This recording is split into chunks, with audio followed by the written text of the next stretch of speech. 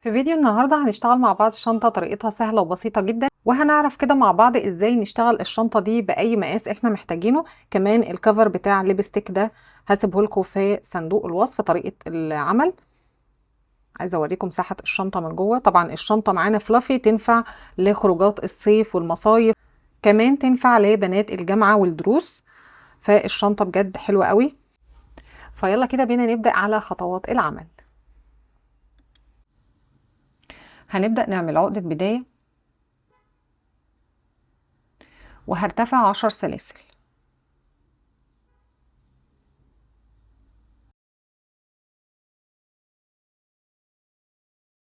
واحنا بنشتغل القاعدة بتاعة الشنطة، سلاسل البداية بتاعتنا لازم تكون من مضاعفات العدد 4، يعني بشتغل كده مجموعات 4 زائد 4 زائد 4، وفي الآخر بنزود سلسلتين.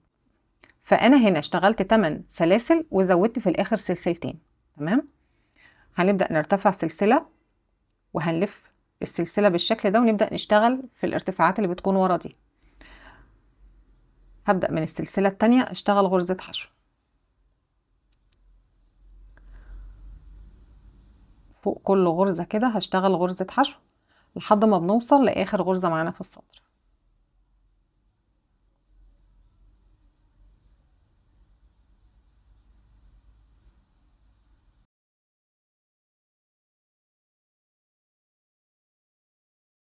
كده وصلنا لآخر غرزة.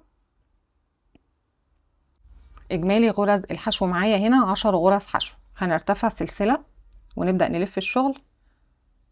هنبدأ ندخل كده تحت الحلقتين لغرزة الحشو، ونبدأ نشتغل غرزة حشو فوق كل غرزة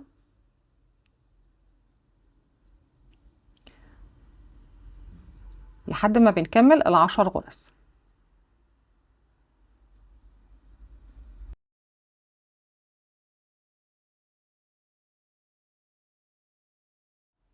آخر غرزة عندي شايفين بتكون جاية بميل كده، فناخد بالنا علشان محدش يحصل معاه تناقص في الغرز. هنبدأ نكرر نرتفع سلسلة ونلف الشغل، ونبدأ برضو كده ندخل تحت الحلقتين لكل غرزة ونشتغل غرزة حشو لحد ما بنخلص ال10 غرز، ونرتفع سلسلة ونبدأ نشتغل كده سطور رايح جاي من غرزة الحشو. أنا هرتفع كده بالطول المناسب وبعدين نرجع علشان نكمل مع بعض.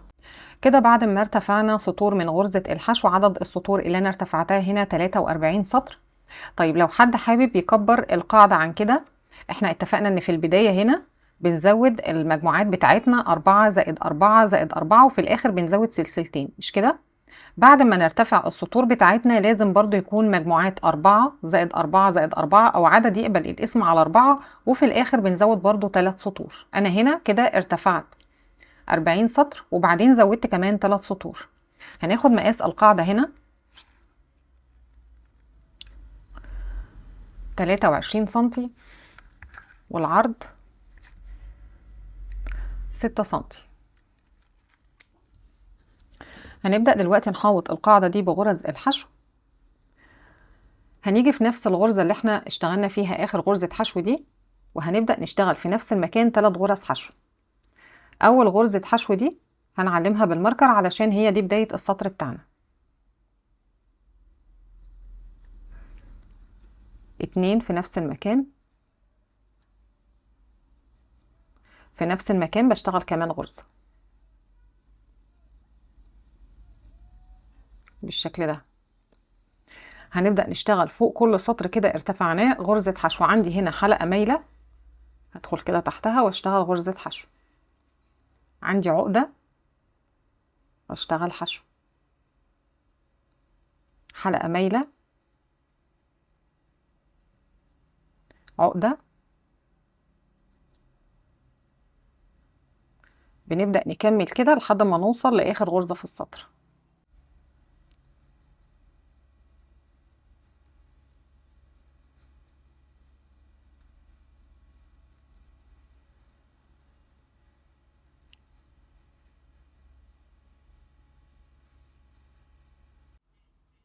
كده وصلنا لآخر السطر.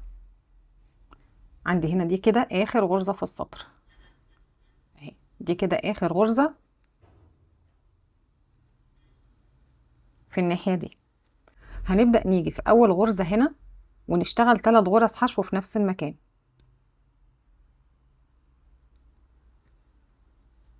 هاخد بقى خيط البداية ده كده معانا، ادي 1 2 3.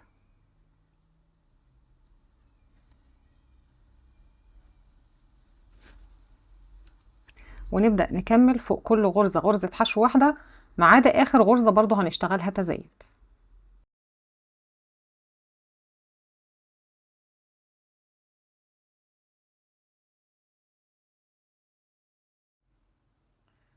كده وصلنا للغرزة اللي في الزاوية هنا، هنبدأ برضو نشتغل فيها تزايد 3 غرز حشو في نفس المكان.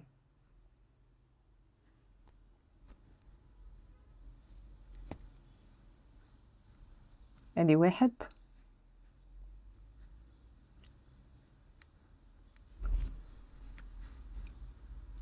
2، وفي نفس المكان هنشتغل الغرزة الثالثة.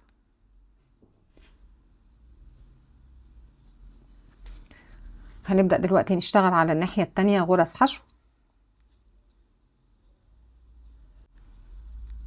برضو بيقابلني حلقة مايلة وبيقابلني عقدة. بنشتغل كده لحد ما نوصل لآخر السطر.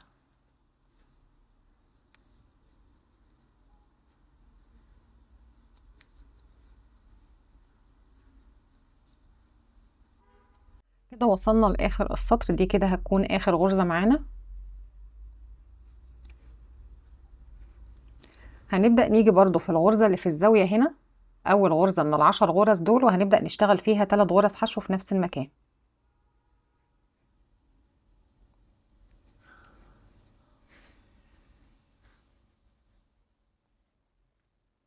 ونبدأ نكمل فوق كل غرزة غرزة حشو لحد ما نوصل للماركر. كده خلاص خلصنا القاعدة. هناخد بقى المقاس النهائي. معايا هنا 24 سنتي والعرض 7 سنتي. هنبدأ دلوقتي نيجي في أول غرزة اللي هي فيها الماركر دي، وهنقفل بغرزة منزلقة. خدوا بالكم ان غرزة المنزلقة بتكون معايا غرزة، علشان محدش يتلخبط ويروح يشتغل فيها ويحصل معاكم تزايد. هندخل تاني في نفس المكان اللي احنا قفلنا فيه بمنزلقة ده، شايفين الغرزة دي؟ هندخل فيها، نلف الخيط كده ونطلع، هنشتغل حشو ونرتفع سلسلة، ودي كده بمثابة أول غرزة عمود معانا، ونعلمها بالماركر. ونبدأ نشتغل فوق كل غرزة، ندخل كده تحت الحلقتين ونشتغل غرزة عمود.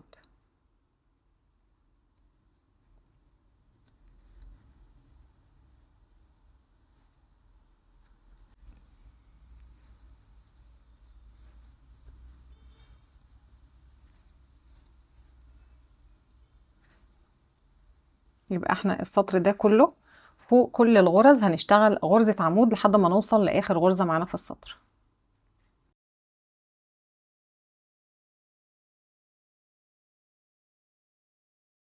كده خلاص وصلنا لآخر السطر، خلصنا فوق كل غرزة غرزة عمود.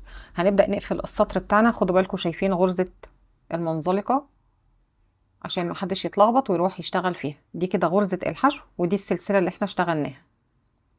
هنيجي كده في السلسلة دي ونقفل بغرزة منزلقة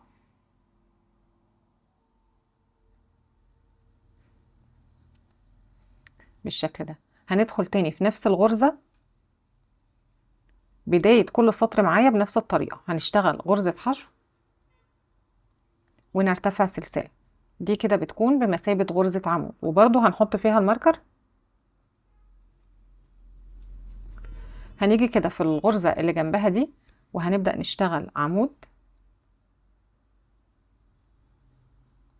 سلسلتين، عمود في نفس المكان.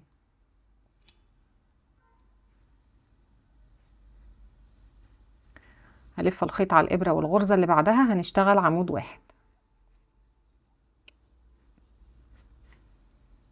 يبقى احنا اشتغلنا غرزة حشو وسلسلة، دي كده بمثابة عمود، الغرزة اللي بعدها اشتغلنا غرزة في عبارة عن عمود، سلسلتين، عمود في نفس المكان، والغرزة اللي بعدها اشتغلنا عمود واحد. دي كده اول مجموعة. هنبدأ نلف الخيط على الإبرة ونتخطى غرزة، وفي اللي بعدها نبدأ نشتغل المجموعة بتاعتنا عمود. الغرزة اللي بعدها بنشتغل غرزة في عبارة عن عمود، سلسلتين، عمود في نفس المكان.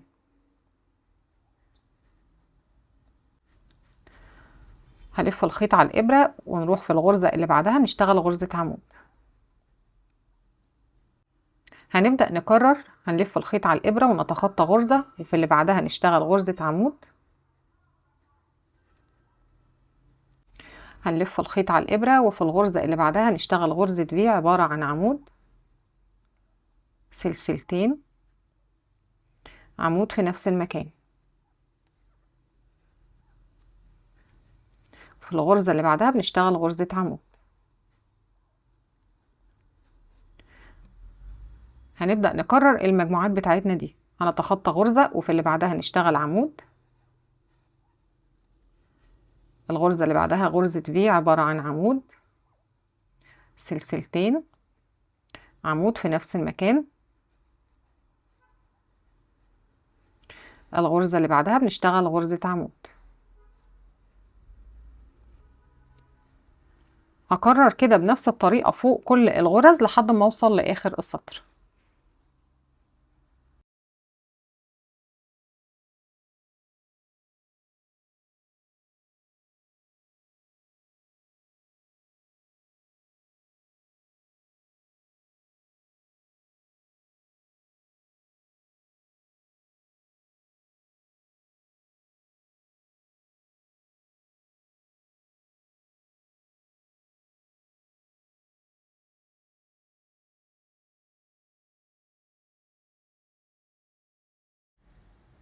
كده خلاص خلصنا المجموعات بتاعتنا ووصلنا لآخر السطر. هنا بقى هنبدأ نيجي في الغرزة اللي فيها الماركر دي، آخر السطر لو اتبقى معايا عمود عادي هنتخطاه ونيجي في أول غرزة اللي احنا كنا حاطين فيها الماركر في ارتفاع السلسلة، وهنقفل بغرزة منزلقة.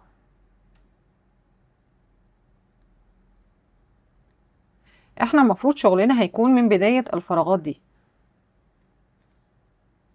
فهنبدأ نيجي فوق العمود ده، هندخل كده تحت الحلقتين ونشتغل غرزة منزلقة. هنبدأ دلوقتي نشتغل من الفراغ هنا، هسحب الخيط واطلع بالشكل ده، اشتغل غرزة حشو وارتفع سلسلة. ودي كده أول غرزة معايا في السطر، لو حد حابب يعلمها برضو مفيش مشكلة.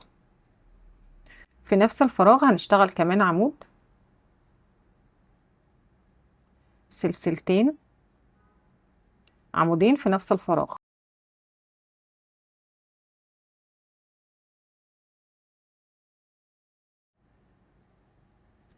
هلف الخيط على الإبرة وهروح للفراغ اللي بعده اللي هي في غرزة الفي دي، هدخل واشتغل عمودين، سلسلتين، عمودين في نفس الفراغ.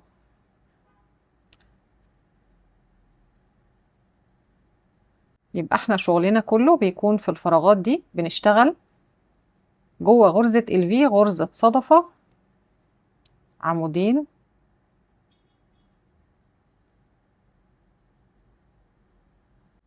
سلسلتين،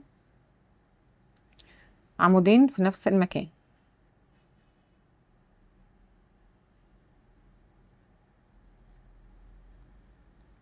هنروح للفراغ اللي بعده نشتغل عمودين،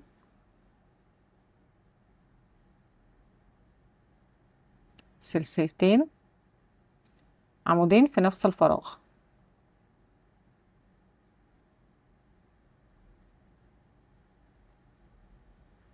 بالشكل ده.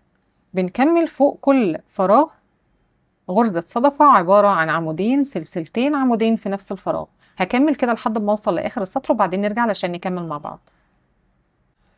كده خلاص وصلنا لاخر السطر. هنبدأ نيجي في الغرزة اللي فيها الماركر دي وهنبدأ نقفل بنفس الطريقة. ندخل كده في ارتفاع السلسلة، نقفل بغرزة منزلقة، احنا شغلنا كله هيبقى في الفراغات دي. احنا بنشتغل عمودين سلسلتين عمودين، شغلنا دايما هيكون في فراغ السلسلتين دول. فعلشان نشتغل من الفراغ ده هنبدأ نعمل فوق اول عمود منزلقة، ونبدأ نيجي في الفراغ هنا نشتغل حشو، نرتفع سلسلة، ودي كده اول غرزة معانا في السطر. شغلنا كله دلوقتي هيكون تكرار لنفس السطر اللي احنا اشتغلناه ده. هنلف الخيط على الابرة ونشتغل عمود سلسلتين عمودين في نفس المكان،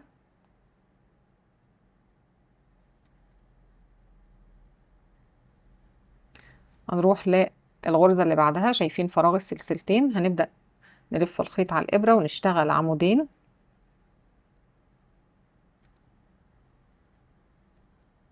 سلسلتين عمودين في نفس الفراغ،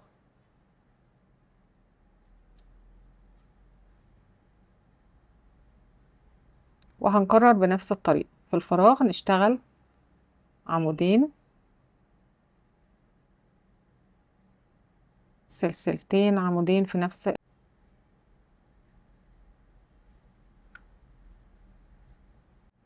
هنبدأ نكرر كده بنفس الطريقة. في كل فراغ نشتغل غرزة صدفة، عمودين سلسلتين عمودين في نفس الفراغ،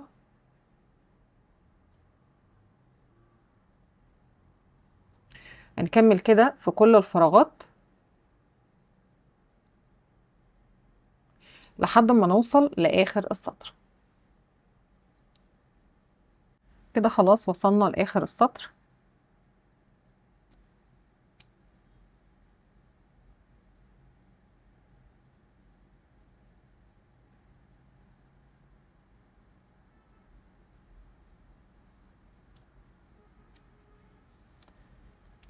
هنبدأ دلوقتي نيجي في الغرزة اللي فيها الماركر دي، وهنقفل برضو بنفس الطريقة بغرزة منزلقة، ندخل كده تحت الحلقتين لغرزة السلسلة، نقفل بغرزة منزلقة، ونبدأ نيجي في العمود اللي بعده نقفل برضو بغرزة منزلقة. الفراغ هنا هنبدأ ندخل بالشكل ده، نسحب الخيط ونطلع نشتغل غرزة حشو ونرتفع سلسلة، ونبدأ نكرر عمود. طبعا كده عندنا العمود الأول وده العمود التاني، نرتفع سلسلتين وفي نفس الفراغ بنشتغل عمود، في نفس الفراغ بنشتغل كمان عمود. نبدأ نكرر، نروح للفراغ اللي بعده نشتغل عمودين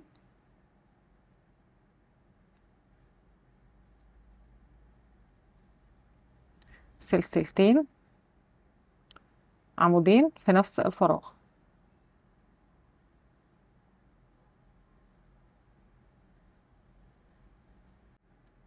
هنبدأ نكرر كده في كل فراغ نشتغل غرزة صدفة عبارة عن عمودين سلسلتين عمودين في نفس الفراغ، ونرتفع كده عدد من السطور وبعدين نرجع علشان نكمل مع بعض. خلاص بعد ما وصلنا للارتفاع المناسب من بعد القاعدة هنا، أول سطر احنا اشتغلناه لحد ما وقفت فوق هنا 20 سطر، هناخد كده مقاس الارتفاع.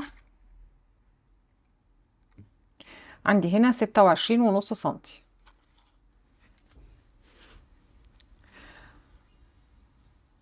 هنبدأ دلوقتي هنيجي في السلسلة اللي هنا، احنا كنا بنشتغل حشو سلسلة، هنبدأ ننهي السطر.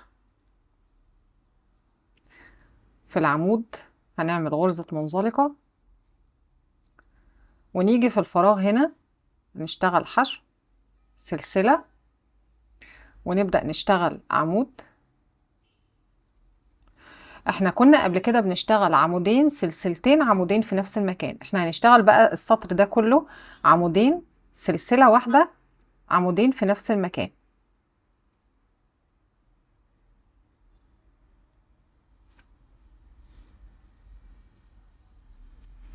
نروح للفراغ اللي بعده نشتغل عمودين، ادي اول عمود تاني عمود، وبعدين نرتفع سلسلة عمودين في نفس المكان. يبقى هكمل السطر ده كله بنفس الطريقة، بنشتغل عمودين سلسلة عمودين في نفس المكان لحد ما نوصل لآخر السطر.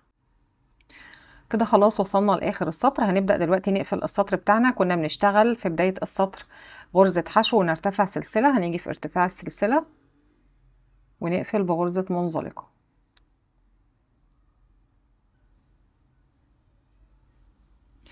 السطر ده هنبدأ ان احنا نرتفع سلسلة ونلف الخيط على الإبرة وندخل كده في نفس الغرزة اللي احنا قفلنا فيها بمنزلقة ونشتغل غرزة نص عمود. نص عمود بلف الخيط على الإبرة وبطلع من الثلاث حلقات مرة واحدة. هلف الخيط على الإبرة ونيجي كده فوق العمود ندخل تحت الحلقتين نشتغل غرزة نص عمود. الفراغ هنشتغل غرزة نص عمود. فوق العمود هنشتغل غرزة نص عمود. العمود التاني نص عمود. يبقى احنا كل عمود بنشتغل فوقه نص عمود وفي الفراغ بنشتغل نص عمود.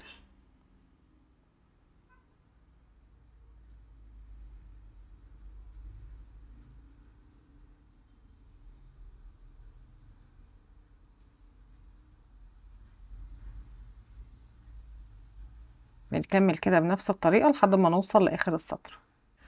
كده خلاص وصلنا لآخر السطر. هنبدأ نيجي في أول غرزة هنا ندخل كده تحت الحلقتين ونقفل بغرزة منزلقة.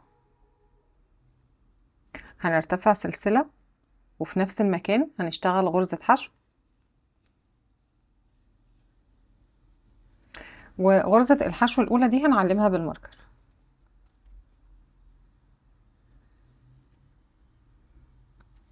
دلوقتي بقى هنبدأ نحدد الأماكن اللي احنا هنبدأ نشتغل منها الإيد بتاعة الشنطة. قبل ما نقسم الشنطة من فوق هنا لازم القاعدة عندي أتنيها مظبوط بالشكل ده، يعني الدوران ده يكون على الدوران ده بالظبط كده بالشكل ده وتكون متساوية من تحت، علشان ظبطة القاعدة من هنا لما نتنيها بالشكل ده بتظبط لي الغرز بتاعتي من فوق وبعرف أحدد الأماكن بتاعتي مظبوط. فأنا هنا حددت مكان الإيد بتاعة الشنطة، جيت من بعد نص الشنطة من هنا وخدت 1 2 3 3 غرز من الصدفة، والناحية دي برضو سيبنا 1 2 3، والظهر برضو نفس الحكاية. تمام. هبدأ اجي هنا اشتغل غرزة حشو في كل غرزة كده لحد ما اوصل للماركر ده.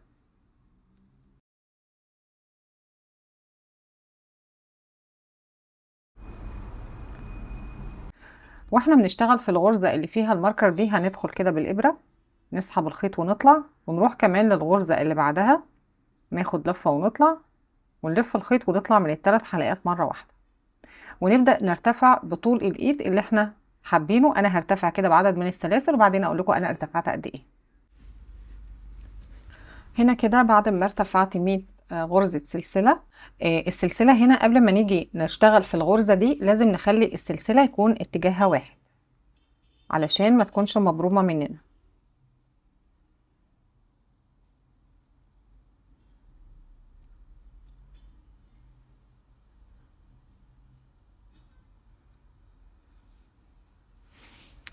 قبل ما اجي اشتغل هنا هنشتغل نفس التناقص بالظبط اللي احنا عملناه على الناحية التانية هنا. قبل ما نبدأ نشتغل في الغرزة اللي فيها الماركر برضو هنشتغل نفس التناقص اللي احنا عملناه هنا. فهنبدأ ندخل في الغرزة اللي قبل الماركر دي نسحب الخيط ونطلع، وبعدين ندخل في الغرزة اللي فيها الماركر اخد لفة واطلع من الثلاث حلقات مرة واحدة، ونبدأ نشتغل فوق كل غرزة غرزة حشو واحدة لحد ما نوصل لمكان الماركر اللي في الناحية التانية. كده وصلنا للغرزة اللي فيها الماركر هنا. هنبدأ دلوقتي ناخد الغرزة اللي فيها الماركر دي والغرزة اللي بعدها ونشتغلهم تناقص، ونبدأ نرتفع 100 سلسلة زي بالظبط ما ارتفعنا الناحية التانية. هنبدأ نيجي هنا ونبدأ نشتغل التناقص. هاجي في الغرزة اللي قبل الماركر اسحب الخيط واطلع، بعدين نروح للغرزة اللي فيها الماركر ونشتغل التناقص، ونبدأ نكمل غرز حشو فوق كل غرزة لحد ما نوصل لآخر السطر. كده وصلنا لنهاية السطر. هنبدأ نيجي في أول غرزة هنا ونقفل بغرزة منزلقة. هدخل في نفس الغرزة كده، أسحب الخيط وأطلع، هلف الخيط أطلع من حلقة واحدة وبعدين ألف الخيط أطلع من حلقتين. دي كده بمثابة غرزة نص عمود. هنلف الخيط على الإبرة ونروح في الغرزة اللي بعدها نشتغل نص عمود.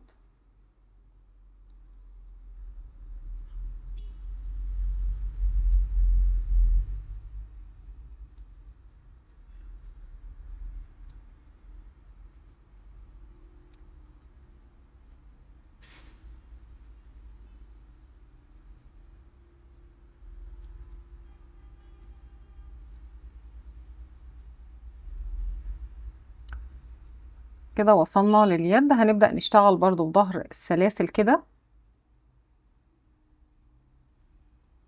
لكل غرزة غرزة نص عمود.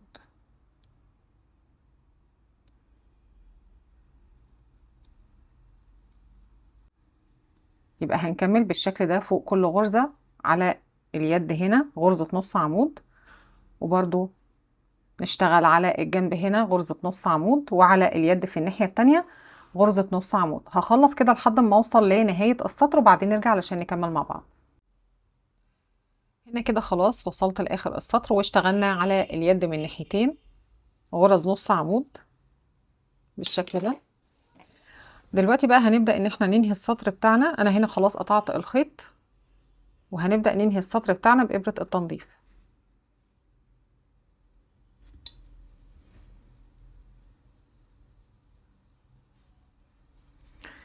هبدأ اجي تحت اول غرزة كده تحت الحلقتين، ونرجع ندخل تاني من نفس المكان اللي كان طالع منه الخيط، وباخد كمان الحلقة الصغننة اللي بتكون تحته دي.